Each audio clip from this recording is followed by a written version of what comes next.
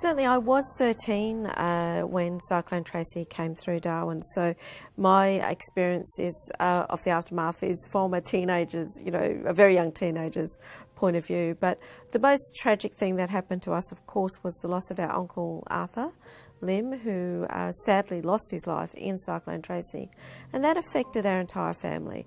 So remembering that I have a very large family in Darwin, or did have in those days, and the families were all evacuated to different places.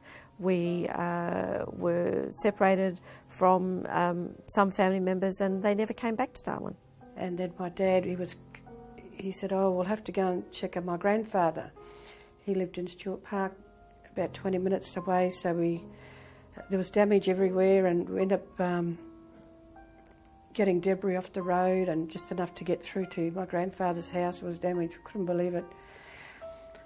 My grandfather was sitting happily there under the mango tree, had a little fire going. I think he chopped up some furniture because everything was wet, and he was cooking guana in the coals. And "You kids hungry?"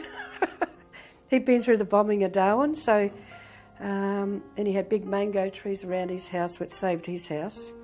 So he was sitting there, so we sat there and had guana and snake and everything for Christmas lunch, because all our food was blown away.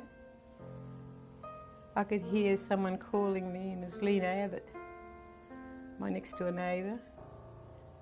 And so her and another chap, I don't even know who it was, I can't remember, it might have been one of the kids, no, but they came and helped me get out, and I was up where the clothesline was, and then they picked me up and held me on both sides, and I walked over to Mrs.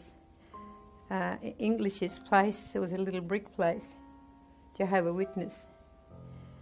And when I got in there, I'm straight away looking for where my children were, and I seen my Dennis, and I seen my twinnies, Janita and Jennifer, and I seen Yvette, and I couldn't see Chris anywhere.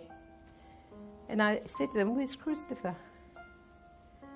And they said, he's there on the floor. And I could see this blanket all wrapped up. And I just said, "Is he all right? I want to see if he's all right." And they said, "Oh, he's okay, he's all right." And I said, "No, bring him to me." And I couldn't walk. I didn't realise I couldn't really walk.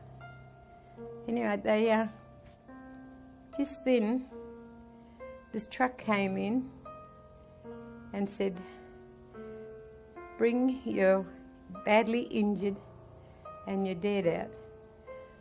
And they picked my son up, and I just lost it.